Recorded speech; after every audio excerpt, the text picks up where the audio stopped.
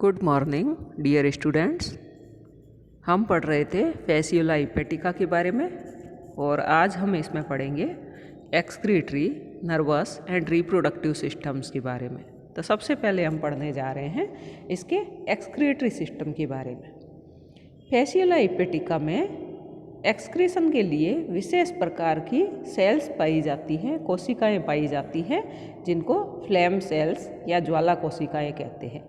तो यह phylum Platyhelminthes का विशिष्ट लक्षण है कि उसमें एक्सक्रीशन के लिए या उत्सर्जन के लिए फ्लेम सेल्स पाई जाती है। इस प्रकार के एक्सक्रीटरी सिस्टम को प्रोटोनेफ्रिडियल सिस्टम कहते हैं या आदिवृक्क तंत्र कहते हैं। तो पहली है इसमें जो है संरचना फ्लेम सेल्स या ज्वाला कोशिकाएं। फैसियोला हिपेटिका के मेसेनकाइम में अनेक फ्लेम सेल्स या ज्वाला कोशिकाएं पाई जाती हैं। फ्लेम सेल्स मेसेनकाइम कोशिकाओं के रूपांतरण के द्वारा बनती है। तो यहाँ पर मेसेनकाइमल सेल्स जो है वो मॉडिफाई होकर के फ्लेम सेल्स या ज्वाला कोशिकाओं का निर्माण करती है। ज्वाला कोशिकाएं अनियमित आकार की होती है, तो ये इरेगुलर इन शेप होती है। इसमें अनेक प्रवर्त यानी प्रोसेसेस और सूडोपोडिया या कूटपाद निकले रहते हैं। इसके सूडोपोडिया मेसेनकाइम के बीच में धंसे रहते हैं और इन सूडोपोडिया या कूटपादों की सहायता से यह कोशिका चारों ओर स्थित मेसेनकाइम से एक्सक्रीटरी मटेरियल को कलेक्ट करती है या एब्जॉर्ब करती है।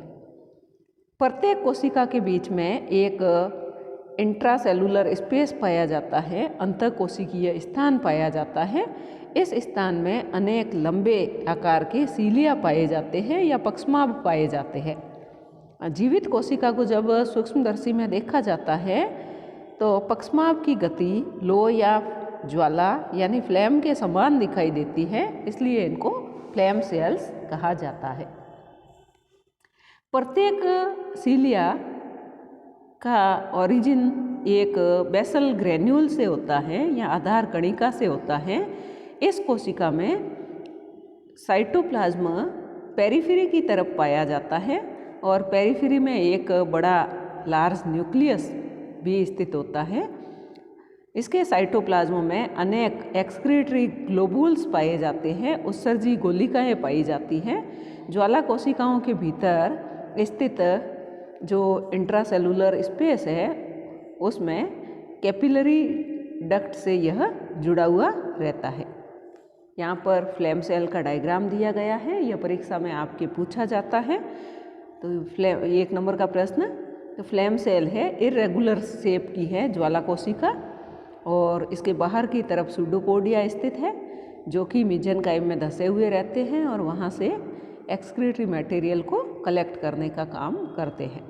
इसके पेरिफेरी पर बड़े आकार का न्यूक्लियस है, साइटोप्लाज्म है। इसमें साइटोप्लाज्म में एक्सक्रीटरी ग्लोबुल्स उपस्थित है। अंदर की तरफ एक्स्ट्रा सेलुलर स्पेस है जिसमें सीलियरी फ्लेम यानी कि लंबे आकार के सीलिया पाए जाते हैं, जो कि तरल उपस्थित होने के कारण ये सीलिया लगातार गति करते रहते हैं। इस कारण से इन सीलिया को जब देखते हैं लिविंग सेल में तो यह फ्लेम के समान दिखाई देते हैं। इस कारण से इसको फ्लेम सेल कहते हैं या ज्वाला कोशिका कहते हैं। सेकंड है स्ट्रक्चर, वो है एक्सक्रीटरी डक्ट्स यानी उत्सर्जी नलिकाएं। तो कुछ फ्लेम सेल्स की केशिका नलिकाएं, इसकी जो कैपिलरी डक्ट है ये मिलकर के कलेक्टिंग ट्यूबुल का निर्माण करती हैं, संग्राहक नलिका का निर्माण करती है और कुछ कलेक्टिंग डक्ट या संग्राहक नलिकाएं आपस में जुड़ करके एक बड़ी ट्विग या शाखा का निर्माण करती है और यह परस्पर मिलकर के वेसल्स का निर्माण करती हैं, वाहिका का निर्माण करती है। जैसा कि नीचे डायग्राम में दिखाया गया है, फ्लेम सेल्स है, इनकी कैपिलरी डक्ट है और ये कैपिलरी डक्ट मिलकर के कलेक्टिंग डक्ट बनाती है, कलेक्टिंग डक्ट मिलकर के ट्विग बनाती है और ट्विग मिलकर के एक्सक्रीटरी वेसल्स का निर्माण करती है। एक्सक्रीटरी वेसल्स जो है ये मिलकर के ट्रंक का निर्माण करती है, एक्सक्रीटरी ट्रंक, और एक्सक्रीटरी ट्रंक जो है वो एक्सक्रीटरी कैनाल का निर्माण करते हैं। और जो ये डायग्राम है उसमें एक्सक्रीटरी सिस्टम दिखाया गया है। तो यहाँ पर मेन एक्सक्रीटरी कैनाल बीचों बीच में है, जो कि एक्सक्रीटरी पोर की सहायता से बाहर खुलती है। और इस पूरे में इसकी जो अलग अलग शाखाएं और इनके सिरों पर फ्लेम सेल्स पाई जाती है, जो इसके अग्र सिरे से लेकर के पश्च सिरे तक पूरे शरीर में फैली हुई रहती है।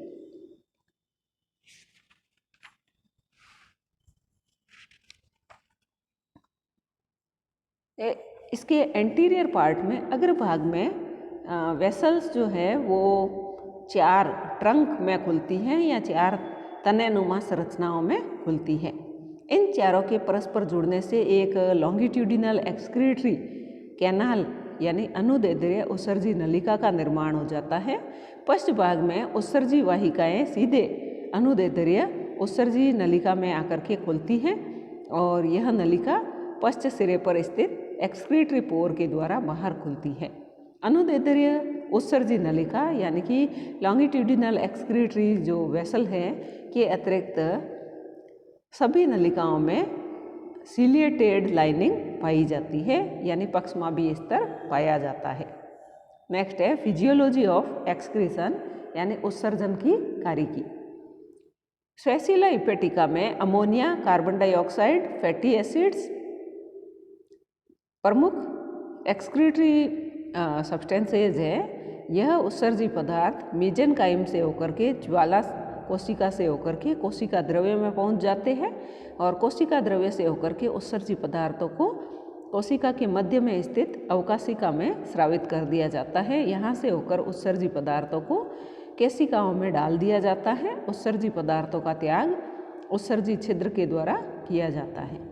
यहाँ पर नीचे फ्लो डायग्राम दिया गया है जिसमें बताया गया है मीजेनकाइम से अपशिष्ट पदार्थों को एक्सक्रीटरी मटेरियल को फ्लेम सेल्स एब्जॉर्ब करती है और इसकी कैपिलरीज से होकर के यह जो एक्सक्रीटरी मटेरियल है वो कलेक्टिंग ट्यूबुल में आते हैं, वहाँ से ये ट्विक्स में आते हैं, ट्विक्स से होते हुए यह एक्सक्रीटरी वेसल्स में जाते हैं, जहाँ से ये एक्सक्रीटरी ट्रंक में जाते हैं और लॉन्गिट्यूडिनल एक्सक्रीटरी कैनाल से होते हुए यह एक्सक्रीटरी पोर के द्वारा शरीर से बाहर निकाल दिए जाते हैं।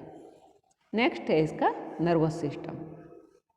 फैसियोला हिपेटिका भी एक एंडोपेरासाइट है, इसलिए इसमें सेंसरी ऑर्गन्स एब्सेंट होते हैं और इसमें नर्वस सिस्टम में 2 भाग पाए जाते हैं। एक है सेरिब्रल रिंग है और दूसरा है लॉन्गिट्यूडिनल नर्व्स। एक मस्तिष्क वलय है और दूसरी अनुदैर्ध्य तंत्रिकाएं हैं। तो पहला है इसमें ब्रेन रिंग या नर्व रिंग या जिसको मस्तिष्क वलय या तंत्रिका वलय कहते हैं। मस्तिष्क वलय या ब्रेन रिंग फेरिंग्स को या ग्रसनी को घेरे रहती है। इस वलय में 3 गैंग्लियॉन्स पाए जाते हैं। तो 3 गुच्छिकाएं उपस्थित होती हैं। एक जोड़ी जो है वो तो लेटरल साइड में होती है, पार्श्व भाग में होती है। इनको लेटरल सेरिब्रल गैंग्लियॉन कहते हैं, पार्श्व प्रमस्तिष्क गुच्छिकाएं कहते हैं। एक वेंट्रल गैंग्लियॉन होती है या अधर गुच्छिका होती है। मस्तिष्क वलय में से कुछ बारीक तंत्रिकाएं निकलती हैं जो कि ओरल शक्कर को जाती है, मुख्य चूसक को जाती है और इसी प्रकार से कुछ तंत्रिकाएं पीछे की तरफ एसिटाबुलम या वेंट्रल शक्कर को जाती है। जैसा कि नीचे यहाँ डायग्राम दिखाया गया है, तो डायग्राम में 2 सेरिब्रल गैंग्लियॉन हैं जो लेटरल साइड में हैं और तीसरा जो है वो वेंट्रल यानी अधर भाग में गुच्छक स्थित है और ये आपस में एक नर्व रिंग की सहायता से जुड़े हुए हैं जिसको सेरिब्रल रिंग या ब्रेन रिंग भी कहते हैं। ये ओरल ग्रसनी को घेरे हुए हैं और इससे ऊपर की तरफ भी कुछ बारीक तंत्रिकाएं निकलती हैं जो ओरल शक्कर को जाती हैं। पीछे की तरफ निकलने वाली बारीक तंत्रिकाएं जो हैं वो एसिटाबुलम या वेंट्रल शक्कर को जाती है। इसके अलावा सेरिब्रल गैंग्लियॉन से 3 जोड़ी तंत्रिकाएं निकलती है जिनको अनुदैर्ध्य तंत्रिका रज्जु या लॉन्गिट्यूडिनल नर्व कॉर्ड कहते हैं। जैसा कि यहाँ पे डायग्राम में दिखाया गया था, इसमें से एक है डॉर्सल नर्व कॉर्ड, एक है वेंट्रल नर्व कॉर्ड और तीसरी है लेटरल नर्व कॉर्ड। तो डॉर्सल और वेंट्रल नर्व कॉर्ड ज़्यादा विकसित नहीं होती हैं, जबकि लेटरल नर्व कॉर्ड विकसित होती है और यह शरीर के पश्च भाग तक फैली हुई होती है। Longitudinal nerve cord nerve ring से या तंत्रिका वलय से 3 जोड़ी लॉन्गिट्यूडिनल नर्व कॉर्ड ओरिजिनेट होकर के पश्च भाग की तरफ या पोस्टीरियर रीजन की ओर जाते हैं। इनमें से एक जोड़ी डॉर्सल होती है, 1 पेयर जो है वेंट्रल होती है and 1 pair lateral nerve cord होते हैं। इसमें से लेटरल नर्व कॉर्ड की जोड़ी जो है वो हाईली डेवलप होती है और तंत्रिका रज्जु से शाखाएं निकली हुई होती हैं। तो इन जो नर्व कॉर्ड है इनसे भी ब्रांचेस निकली हुई होती है। लास्ट है इसका रिप्रोडक्टिव सिस्टम। फैसियोला हिपेटिका भी एक हर्मेफ्रोडाइट एनिमल है, यानी उभयलिंगी जंतु हैं, यानी कि एक ही एनिमल में male and female reproductive organs पाए जाते हैं। इसमें हर्मेफ्रोडाइटिक स्टेज के बावजूद इसमें क्रॉस फर्टिलाइजेशन पाया जाता है। पहले है इसमें मेल रिप्रोडक्टिव सिस्टम। तो मेल रिप्रोडक्टिव सिस्टम में जो ऑर्गन्स है, फर्स्ट है इसमें टेस्टिस या वर्षण। एक जोड़ी टेस्टिस या वर्षण पाए जाते हैं। यह लेफ्ट और राइट टेस्टिस है, लेकिन यह एक स्थिति में नहीं होकर के ऊपर नीचे थोड़े स्थित होते हैं। वर्षण मध्य से लेकर पश्च भाग में स्थित होते हैं, यानी कि यह फैसियोला हिपेटिका की बॉडी में मिड टू पोस्टीरियर पार्ट की तरफ सिचुएटेड होते हैं। वर्षण की जर्मिनल एपिथेलियम में स्पर्मेटोजेनेसिस क्रिया के द्वारा शुक्राणुओं का निर्माण करती है। सेकंड है वास्ट डिफरेंस। प्रत्येक टेस्टिस से या वर्षण से एक शुक्र वाहिनी निकलती है जो एसिटाबुलम तक पाई जाती है। एसिटाबुलम के ऊपर दोनों ओर की शुक्र वाहिनी आपस में जुड़ करके सेमिनल वेसिकल या शुक्राशय में खुलती है। नीचे यहाँ पर डायग्राम में इसका डायग्राम दिखाया गया है male and female reproductive system का। तो यहाँ पर मेल रिप्रोडक्टिव सिस्टम में 2 इरेगुलर शेप के जो है, एक ऊपर है एक नीचे स्थित है, टेस्टिस दिखाए गए हैं। इन टेस्टिस से वास्ट डिफरेंस निकलती है जो एसिटाबुलम तक जाती है और एसिटाबुलम के ऊपर की साइड में इनके द्वारा सेमिनल वेसिकल का निर्माण किया जाता है। इसके ऊपर की तरफ इजैकुलेटरी डक्ट पाई जाती है और मेल गोनोपोर की सहायता से यह बाहर की तरफ खुलती है। इसी प्रकार से फीमेल रिप्रोडक्टिव सिस्टम में दोनों तरफ यहाँ पर ये विटेलाइन ग्लैंड्स उपस्थित है और ये विटेलाइन ग्लैंड्स जो है ट्रांसवर्स विटेलाइन ग्लैंड की सहायता से आपस में जुड़ी हुई है और जुड़ कर के ये योक रिजर्वायर के जस्ट से जुड़ी हुई रहती है। इसमें ओवेरी पाई जाती है, अंडाशय उपस्थित है एक, और यह अंडाशय जो है यहाँ पर बीच में जुड़ा हुआ है और ऊपर की तरफ यहाँ पर एक अस्थायी कैनाल जो है जो ब्रीडिंग सीजन में ही बनती है, लॉरर्स कैनाल यह है जो कि ब्रीडिंग सीजन में बाहर की तरफ खुलती है। और इसमें यूटेरस स्थित है और यूटेरस में फर्टिलाइज्ड एग भरे हुए हैं। इसके अलावा इसमें मेहलीज ग्लैंड उपस्थित है जो कि फर्टिलाइज्ड एग को चिकना बनाने का काम करती है ताकि वो यूटेरस में फिसल करके चले जाए। तो हमने पढ़ा था अभी टेस्टिस और वास्ट डिफरेंस के बारे में। थर्ड मेल रिप्रोडक्टिव ऑर्गन है सेमिनल वेसिकल या शुक्राशय। एसिटाबुलम के ठीक ऊपर वास्ट डिफरेंस या शुक्र वाहिनियों के जुड़ने से एक नाशपति या बैग लाइक स्ट्रक्चर का फॉर्मेशन होता है जिसको सेमिनल वेसिकल कहते हैं और इसमें स्पर्म को स्टोर किया जाता है। नेक्स्ट है इजैकुलेटरी डक्ट। सेमिनल वेसिकल के अग्रभाग में इसके एंटीरियर पोर्शन में एक बारीक व कुंडलित नलिका उद्गमित होती है, तो कॉइल ट्यूबुल होती है जिसको इजैकुलेटरी डक्ट या श्वक्लन वाहिका कहते हैं और यह नलिका मस्कुलर पेनिस से होकर के गुजरती है और मेल जेनाइटल पोर की सहायता से यह जेनाइटल चैम्बर में खुलती है और कपलेशन के दौरान इजैकुलेटरी डक्ट से होकर शुक्राणुओं का त्याग वेजाइना में किया जाता है। नेक्स्ट है serous and serous sac. Fasciola hepatica का कपलेटरी ऑर्गन है और यह मस्कुलर, इरेक्टेबल और एक्सट्रूसिबल होता है यानी बहिर्सारी होता है। इसके मध्य से इजैकुलेटरी डक्ट गुजरती है और इसके अग्रस्त सिरे पर मेल जेनाइटल पोर पाया जाता है। प्रोस्टेट ग्लैंड्स जो है वो सेमिनल वेसिकल और इसको सीरस को घेरे हुए होती है।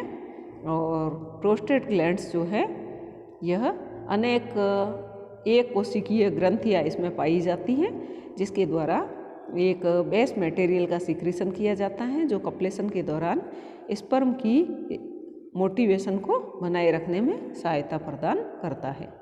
लास्ट है इसका जेनाइटल चैम्बर। जेनाइटल चैम्बर में मेल और फीमेल जेनाइटल छिद्र जेनाइटल पोर जो है वो खुलते हैं और जेनाइटल चैम्बर बाहर की तरफ जेनाइटल पोर की सहायता से खुलता है, जो कि एसिटाबुलम के ठीक ऊपर स्थित होता है।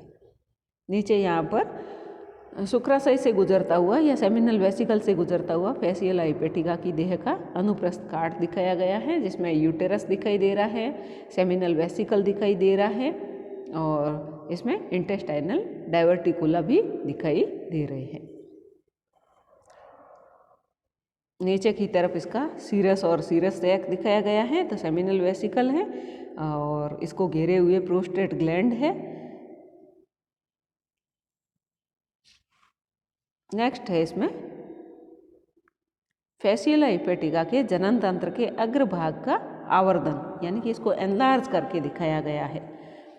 तो इसमें ये फीमेल रिप्रोडक्टिव सिस्टम का पार्ट इसमें दिखाया गया है। तो फीमेल रिप्रोडक्टिव सिस्टम में यहाँ पर दोनों तरफ लेटरल लॉन्गिट्यूडिनल विटेलाइन डक्ट्स है और ये इस पर विटेलाइन ग्लैंड्स उपस्थित है।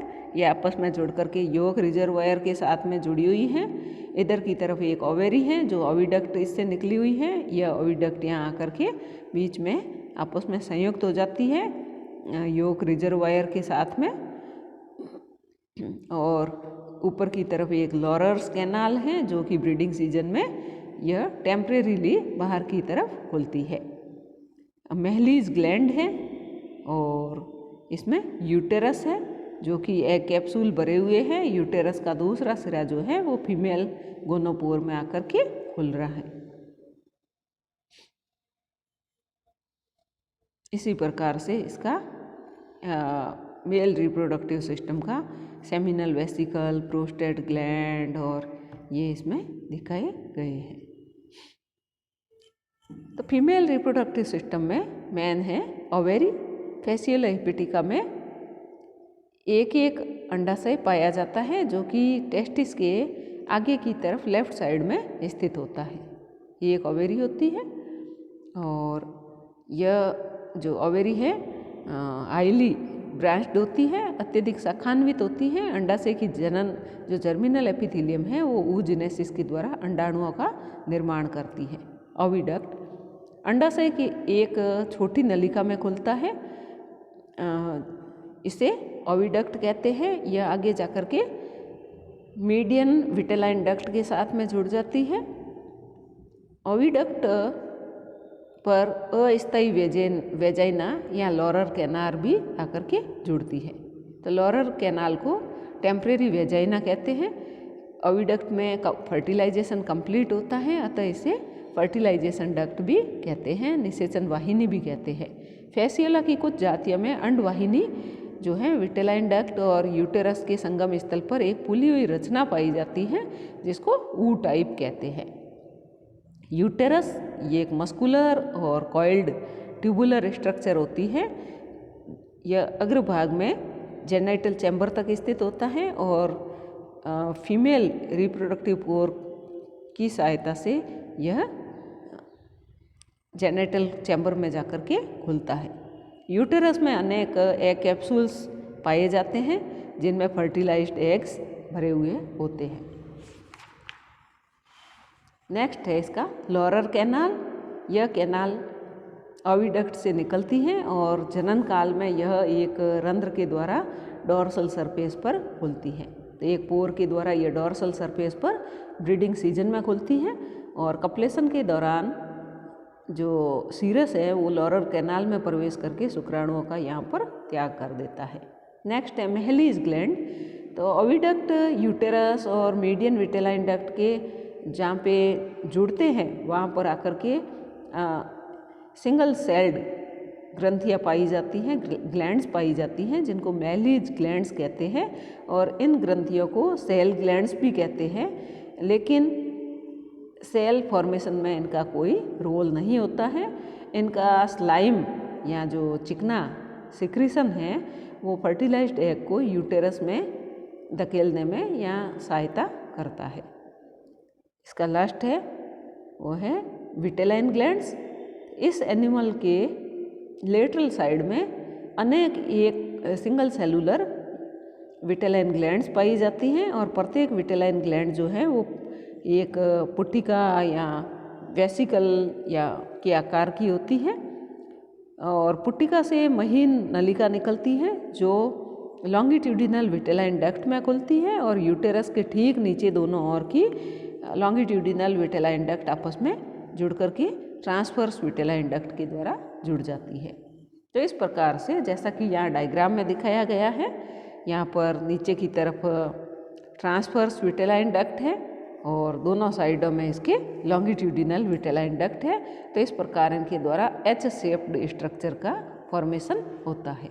इस प्रकार एक एच आकृति की रचना का निर्माण होता है।